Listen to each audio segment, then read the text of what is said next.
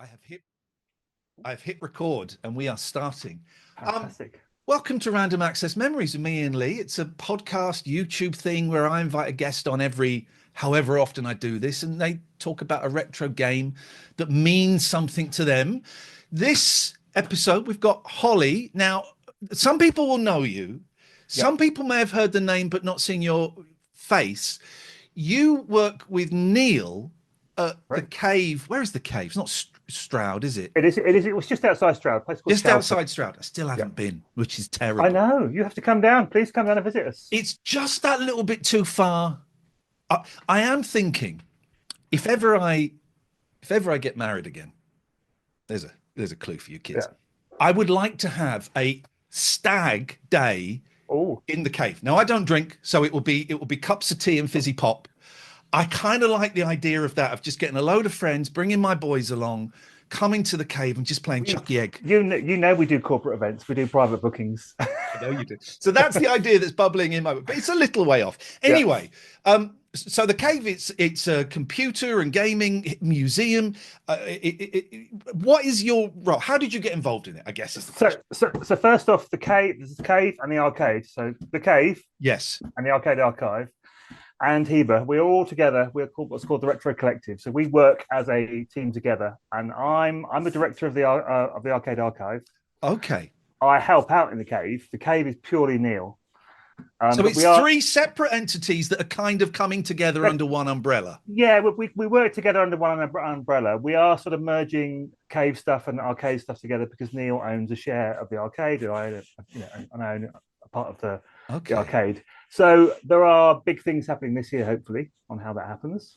How did you get involved in all of this? Because there's something. There's being a fan of video games and maybe having a main cabinet or a Spectrum, but then there's doing what you're doing. I know it's crazy. What happened was I was watching YouTube as you do, maybe 10, 15 years ago, and I know him. He looks familiar.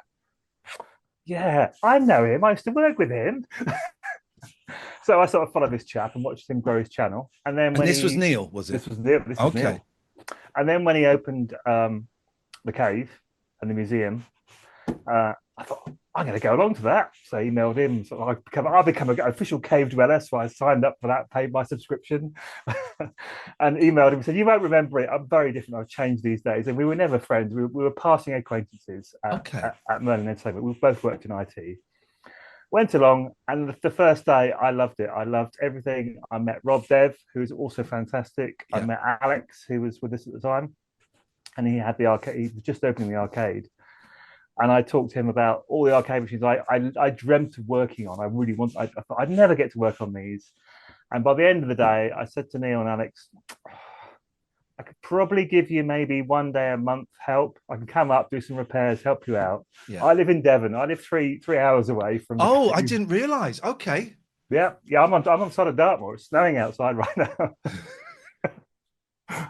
That's a trek. Okay. So you said you could give him a day a month. Maybe a day a month.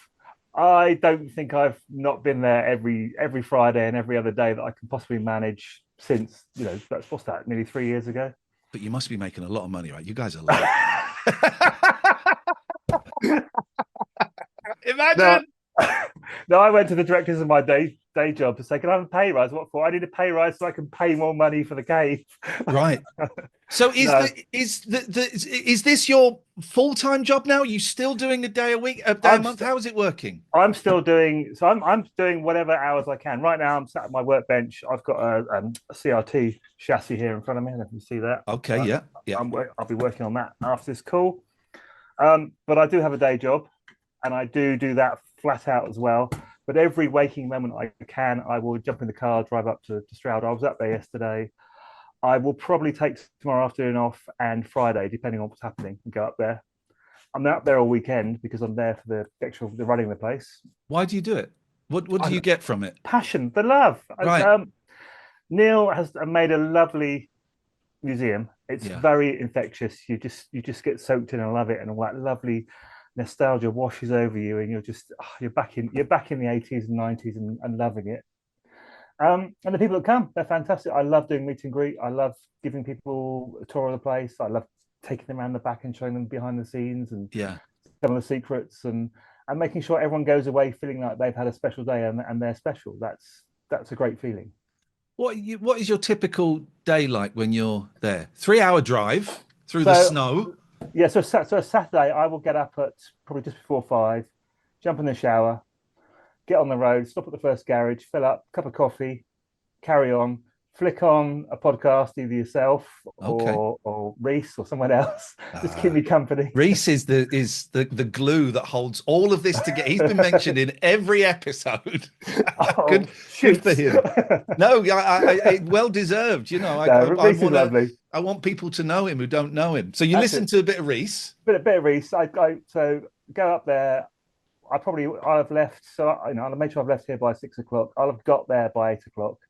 So the first thing is to get the area prepped. So it is a working building during the week. So Heba, who own the building, they're running it as their business. So we've got a few things to tidy up. We've got our signs to get out, make sure the car park's good, unlock the doors, make sure all the stairs and everything are clean and swept and nice. Quick vacuum in the arcade quite often because you find dead flies and all sorts come Okay, in. yeah. So do that. Prep, get everything fired up, ready. In the arcade, it's very much fire everything up and like, please, please, please, please, don't be going, don't be gone Because wrong. these are all or mainly original They are machines. all original machines. Some have got newer CRTs, but when I say newer, they're like 90. It would originally had a 1970s or 1980 CRT. It's now got Yeah. a 1990 CRT. So Gosh, it's not. which It's as not. we know was 5 years ago. So that's okay. So yeah, so everything's original. And hung together as best we can. Sort of, if something goes down like 2 minutes before I open, it's panic. Right, how can I get this running? I interrupted. You were telling me about the day. You've swept the flies. You've made sure everything's working. Yeah. So then it's Dan will have put the kettle on, got the coffee going. So Dan's running. Dan runs the cave upstairs. Fantastic. Dan of Retrified, a super talented guy. Yeah. He's got the coffee going. I'll grab a cup of coffee, grab a clipboard with all the names of who's arriving, run down the stairs, get in the car park, and do the meet and greet. So I'll get people out of their cars, tick them off the list, give them a quick tour of the building, Wow. tell them what the deal is.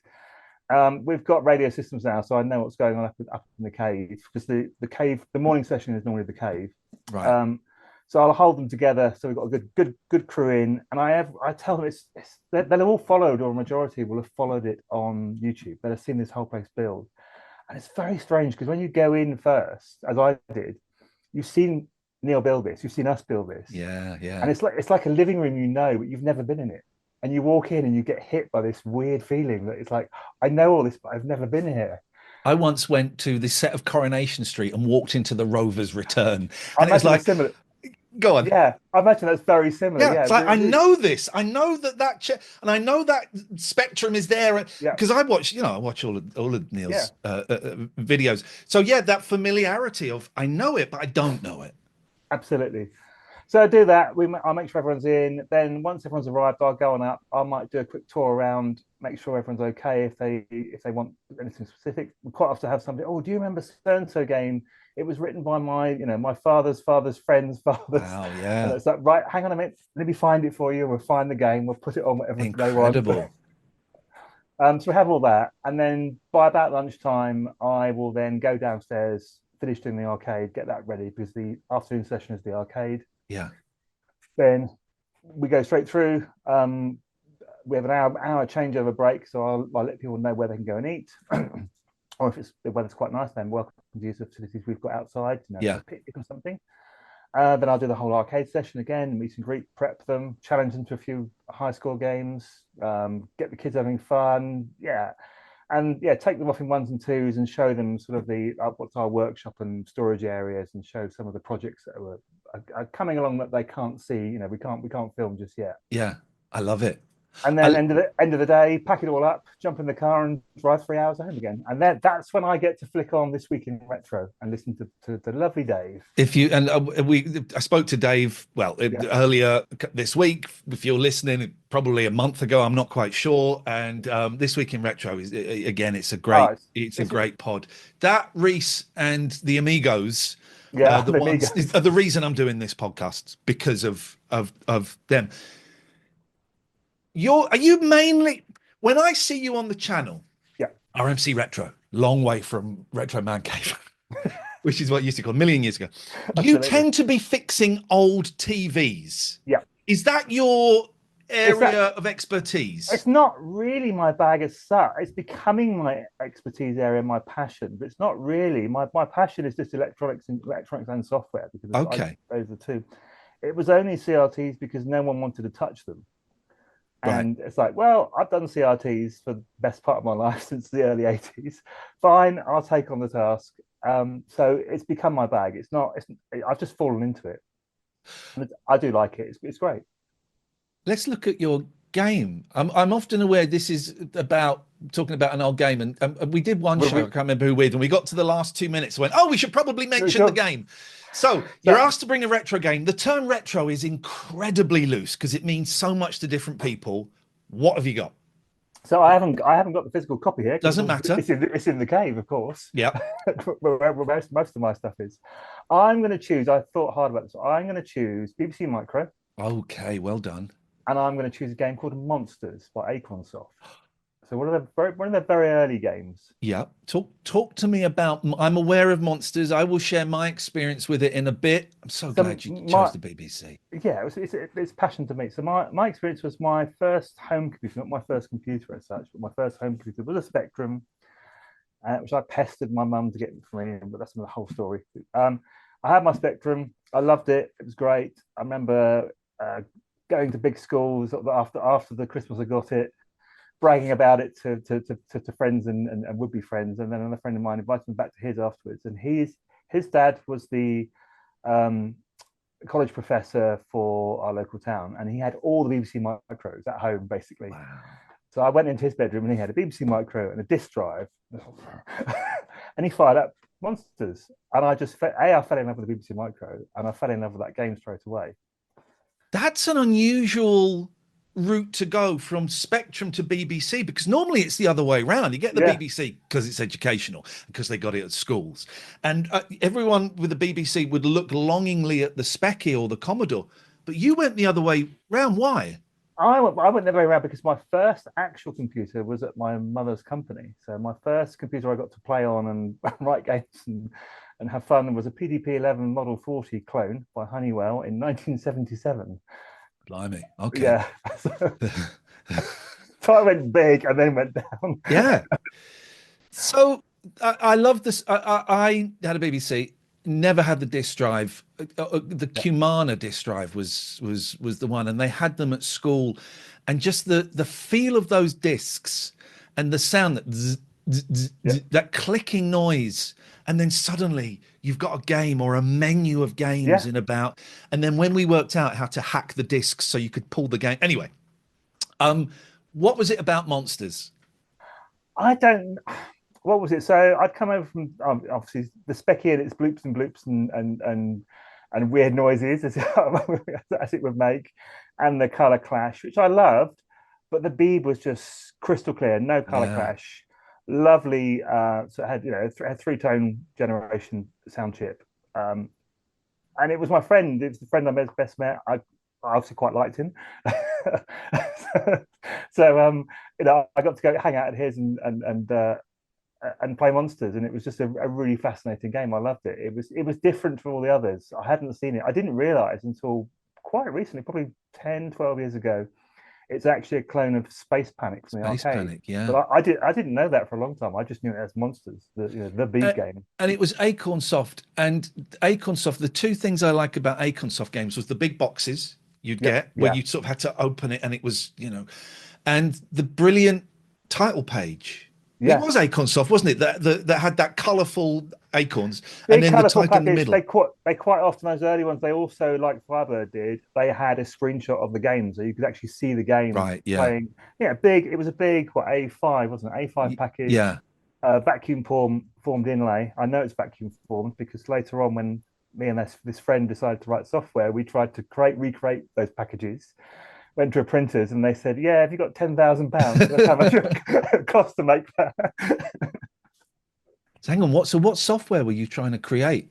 Oh, Bedroom Coders. We recreated 3 games. We created Worry Worm, which was obviously a snake clone. Yeah. A text adventure called The Weird Stone of Brisingamen after the book. Called what? The Weird Stone of Brisingamen. I have never heard that in my life, but yeah, Ian Garner book, great book. okay. That was the plain text adventure, and then we started working on a driving game called Curtains. I love it. And how old were you? What, 13, 14 doing Yeah, this? yeah. So probably Brilliant. 12, 13. And I think we sold 100 copies of Worrywurm. Oh, yeah, we Oh, actually, oh, yeah, wow. Okay. I wasn't expecting this twist. yeah, yeah. Somewhere there is an advert. I've seen a picture in Crash. There's somewhere's an advert in your computer with a little tiny postage advert for Beeb Spec software. Oh, dear listener or dear viewer. Oh, and what magazine is it? Your computer? I think it's your computer, or it might have been Acorn User, or we probably Roughly what year? late 83, 84. Go on, Like that. dear listener, go and find the advert for Worrywurm. This is, and I will send you 5 shining pence if you can I'd do it. love to find a copy of it. It was a terrible game. It was a terrible Snake clone. But you sold it. That's Yeah, there's a lot of I tried to write games and I couldn't. I didn't. If pushed, I could write quizzes. I would go into John Menzies or Boots and I would write quizzes where it would ask your name and then do you want hello Holly, do you want to answer some? I could do yeah. that, but that was it. You sound like you've taken it to the next level and then you sold it. That's a bold move for young Yeah. teenagers. I guess that, thanks to my mum. My mum was she let me do any crazy madcap thing I wanted and would be 100% behind me and back me Oh, all the great, way. great. Who did you sell them to? Just like randoms? You We sold a lot in the playgrounds. We sold them to stick. the local video operator, video hire shop. He put them on Yeah. his shelf with everything else. Please tell me these games are in the cave somewhere. No, I don't know. I don't have a copy. I think somewhere in a box I might have the original discs for the text adventure. Oh, Um, Holly. I'd lots. Yeah, all this stuff got lost as it always does. So somewhere out there there'll be a copy. It'd be great to Yeah. see it. Oh, right. So Worrywurm is definitely out there somewhere in the universe. Somewhere in the That, universe, somebody's got a copy of it. oh, it's you never know. The internet is a weird thing. Someone may, you never know. Yeah. Um, Monsters, because the I'm not quite sure what the first game was that sucked me in. Right, I had a Binatone Pong thing, and I've never Yeah. really enjoyed it. You had a dial; it would change games, and I like to turn the dial in between the two games. So it was this massive thing. You get them. Yeah, you get them. I can't remember what the first arcade game was that got me hooked. It was either Popeye or Oh, Space quite a lot. Panic. I think they were both on the same holiday in Spain. And I remember Popeye was in this weird sort of bar. It was weird. Yeah. And Space Panic, if I remember correctly, was in the hotel. And it was in the hotel bar. And for the first 2 or 3 days it played. And then it had a sign, this was in Spain, but it had a sign saying kaput. And I think I've worked out why, because it makes the most god awful noise. And with kids, Space Panic is a horrible noise. I don't think I've ever played either on MAME or the real arcade cabinet. I say because I Right. always knew it was Monster. I now Yeah. know it is Space Panic. I don't think I've actually played the arcade. I guess it's got the similar screeching noises of running up and down that Monsters has. So yeah, that would Yeah. be quite horrible. So for those that haven't heard the game, do you want to describe it briefly, what it looks like and what you have to do? So what is it? It's a early. Is it really platform? I don't think it is platform as such, is it? Because you're not achieving. I don't I don't know. That's a good question. Yeah, I know the history of it. I know what it was based on. But we want to do that. It's actually based on Zombie Island, which I played on the PDP Oh, I 11, thought you were which going to was say it's a based on a true story.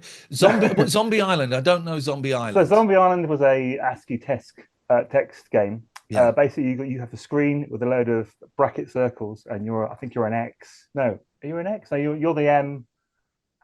Yeah, you're the X, and the Z's are zombies. And it's a turn-based game, and you have to choose where to move, and you have to lure the zombies into the holes, and then fill in the holes to kill them.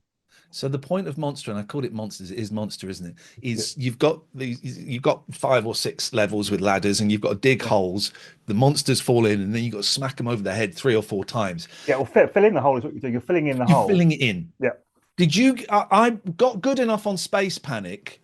I could get 3 on Oh top because yeah. you could not. You the trick was to go up the sort of mid level on level 1 or 2, take a red one and let him fall through, so he'd regen into a green one and a Right. white one, Yeah. and then take him all the way up the top and then drop him all the way down. You double up your points. Then you get massive points if you let them regen. Have you played it recently? Does it stand up, or is it something you don't want to go back to? No, I played it on that first visit to the cave and set a blinding score, which I was quite chuffed about, which is Yes. on the leaderboard somewhere in the cave.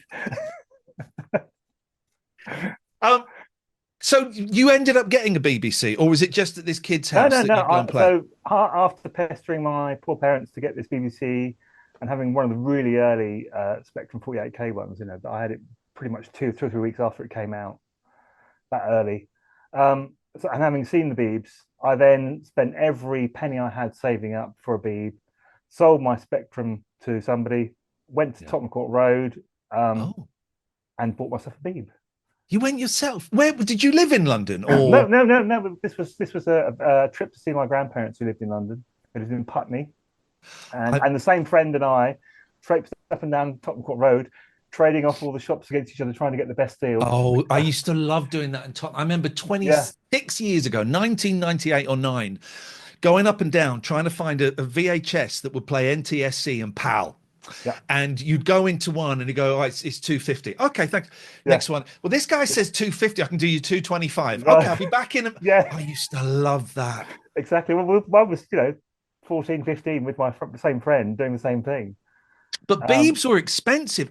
Were they 399 at one point? it was 399, and I couldn't afford the disc option. I No. did I did get a Rev 4 board, I think it was, so it had most of the disk interface circuitry in place, so I could drop in chips. Okay, you've lost me completely. So Because yeah, it was 399. I was, which is a lot of money, and Yeah, I oh, I huge think amount. I think my parents paid 399. We got it in. I remember going to Rumbelows in Maidenhead because they'd scoured for the best deal, and I think with this you got 5 free games, including Daredevil Dennis, um, and I was always scared. I wouldn't even push out that little cartridge bit on the left. I was always scared of doing anything. The ashtray, you mean? I was always scared of doing anything to the computer, and it's only in the last 3 4 years that I've found out people would open them up and mod them and shove in chips and shove in volume things and all of this stuff that I didn't know. Go on, you did it. That was me. I think day 2 of getting home, I had it in PCs and I had already made 3 or 4 mods. I had an oscilloscope which I wired up to it, a Oh built a wow. speech processor of my own, and also that my B was just hacked to pieces to do all sorts. See that there's still a part of me that thinks you don't write in books, you don't fold over pages, and you don't open up computers and mess around with them. And You you do. you, you built a speech thing for it. Yeah, that was part of my O Wow, level electronics, was to do that. So yeah, I just incredible. put together a design, went to Maplin, found one of their TI speech processor chips. Yeah, It was a DAC actually in a load of samples, and yeah, built a speech processor for it. I love it. Um, and also, so I was always tinkering and playing with stuff, and so yeah, but I was also programming. I loved programming. I loved hardware. They both, for me, go hand in hand. Yeah. Did you the thing I always wanted, and I would lust over them in BB in the Micro magazine, wherever it's called, Yeah. Micro User, whatever it's called.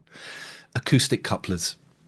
Did you I have acoustic couplers? I didn't at home. I did have a modem. I had one of the very first modems that came out. It's another story of that if you really want it. So I I got an want I early. want that story. Yes, I do. Because So this is say this this is the stuff same still friend. excites me. The thought of this stuff still, that 15-year-old boy is like, yeah, Yeah. please tell me, Holly. So this would be 1984, won't it? Yes. This is a couple of months before Elite came out. Got my pace modem. It arrived early in the morning. I was in a hurry to get it together. I put the ROM in backwards, so I blew Uh, it up straight away. I had to phone them up and get them to send me a replacement out. By the end of the week, I was online. I was on Prestel. I was on Microtel. By the end of the following week, we'd already hacked Prestel, oh, look at you, 4chan. Okay. and we got into microweb. And we would, but we found there were people posting things, and people would post like early, they're like bulletin boards and early email. And on a Saturday morning, people would post these horrendous messages which would have a cyan background and green text. Yeah. Oh, And it was like, this yeah. is not what you want when you've got a hangover. So we'd go in and we'd change the colours to a more muted colour. So it was nicer for everyone to see. Oh, so you were, this was in the days of nice hacking, not, Yeah. do you want to play tic-tac-toe? This was the nice stuff. And when we found somebody writing nasty stuff and that, we would kick them off and we would moderate and tone down their language when they were swearing. And yeah, so the SISOP at the time, that's what the system admins were called, or just the system operators, found us. Obviously, we'd found our way into the admin side of things. Mm. But it was great. He contacted us and said, "Fine, come up to the micro show up at Olympia. Here's 2 free tickets. Come to the launch of Aconsoft's next game." Oh, And we went up there, and of course it was elite. We oh, got to meet wow. got to meet everyone there, and got to see elite and buy a copy on the day it was launched. Oh my God. That, and you are hearing 14-year-old me, Yeah, because I remember, would have been maybe my 15th birthday, 15th Christmas when I was 15, because I remember the year before had been a lousy Christmas. So that year we'd gone to my nan's and she gave me this box and I knew what was in it. And I opened it. She had bought it, but it was elite. And I just sat there. It was The Dark Wheel. Was that the novella? yeah, yeah. Just sat there reading the instructions, that card that had the controls, just devouring it. I was terrible at it. Couldn't dock. But wow, you were there for the launch. That's wild. Even better than here's a great story. So I had the launch. So my friend had been responsible because he's obviously his dad was the physics teacher at the college we were both at by then. He booked the day off. I just bunked the day off. I didn't tell anybody. We got the train up to London from Exeter. We went there, had a great day. On the way back, the lovely conductor, when we went to go and buy our lovely British Rail ham sandwiches, floppy ham sandwiches. Yeah. He took pity on us, two 14-year-olds, and gave us, the train was virtually empty, gave us a first class cabin to ourselves. So I was lying on one bench, my friend was lying on the other. We would swap the manual and the novella between What a us life. and read it on the way back. Got off the train. My mum's coming to pick me up, waiting there. I was literally got off the train to be met, walked to the end of the train to go to the gate, and there was my year head at the platform. Oh, no, no, no, because you bunked off. Ollie. busted, 2 weeks detention. But worth it. Worth it, 100%. Yeah, oh, that's a brilliant, your face when you saw him. That must have been a I picture. was like, But what an adventure. it was though. great. It was great fun. Um, I always wanted to get online. I've told the story in another episode of how a friend lied to me and said that their BBC had connected to the Prestel or something, even though they didn't have any of the equipment. They just typed in the right words. And so I went home and got my phone and put it next to the computer and typed in hello. That's as far as I that poor little boy. I was 13 probably. And this is carried on. And so now you're doing this as part of I always get the collective, the retro collective. The retro collective is the general umbrella we're working under, and we're trying to use more of that because it is a collective. It's Yeah. it's me, it's Neil, it's Dan, it's Richard, who does incredible work with 3D printing. What he can 3D print is amazing. So yeah, we're very, very much leaning into that. Like, we are the collective. We work together. There are separate entities within that, but we are working together for a greater cause. I think it's a great idea because I know life is taking over for Neil, and everyone's got life going on without going into details. And it's a lot of work to pump out the quality of content that everybody has been doing. And so I think sharing the load is going to be great for them, and also people that aren't aware of one bit will suddenly see that and go and have a look. I think it's a great idea. Yeah, we're hoping to we're freeing up time so Neil can do what he is best at, which is, let's face it, he is best in front of the camera making videos and editing. That's what he's really good at. He's great. He's so good. It makes me sick. Like someone who's been doing it for 25 years, you just watch him and go, all right, he's just got it. I love those videos. He's got an eye. Yeah, he has, and he's likable. I'm repeating myself, but I have no idea how you do what you do. I have no idea how someone, Reese or someone opens a PC and mods it and recaps. I don't know any of that stuff. Don't understand it. I'll sit and watch it for 25 minutes. It's kind of like an ASMR thing. I don't know. I don't really know what recapping is, but I'll watch it. It's even worse than that. So the Oh, Holly, I've lost you. Just as we're talking about being technical, your microphone's died. Have you paused? I think I pulled it. Yeah. There we go. We're talking about how good you are at technical. And I go and catch on the cable. Sorry, dear listener, dear viewer, you should have seen the technicals we were both having at the start of this. It was an embarrassment for people that work in an industry. Very much. But I was saying when we did the Megatech, there's a whole section in that video where Neil is stripped down the cabinet and he's got his lovely marigold gloves on. Yeah, he's doing the whole montage, washing away, and I'm out of shot. I'm with him. I'm actually there in the room with him doing something else. I think I'm working on probably a CRT and talking to him because it's obviously a montage, so he's going to do a voiceover. And then a couple of weeks later, I'm back here at home. I've sat down on my tea. Oh, he's published a video. Flick it on, and I'm watching, and I think I was in the room with him when he did this, but I'm now watching him clean this thing that I was there, again. And it's so relaxing and calming. How does he do it? I hate that guy. Yeah.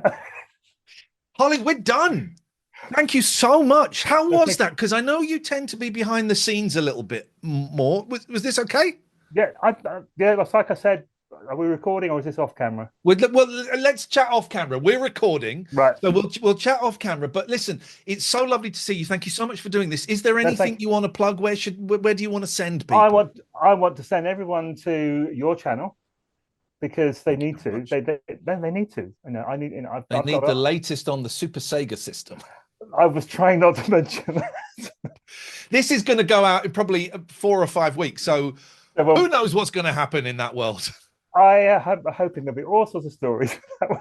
Bless him, bless his cotton socks. Yeah, but there'll be gold socks now with all that money. So people are going to come to my channel. Where else are they going to go? They're going to come to the retrocollective.co.uk and they're going to book themselves a visit, or they're going to look at what we're doing, and they're going to look at the YouTube channel, and they're going to go and see Reese. They're going to go and see Control at Reese, and most importantly, on a Saturday, they're going to tune into This Week in Retro and get their lovely soothing tones of Dave. What great plugs! You basically hear two old men arguing about Ataris and Amigas. That's what.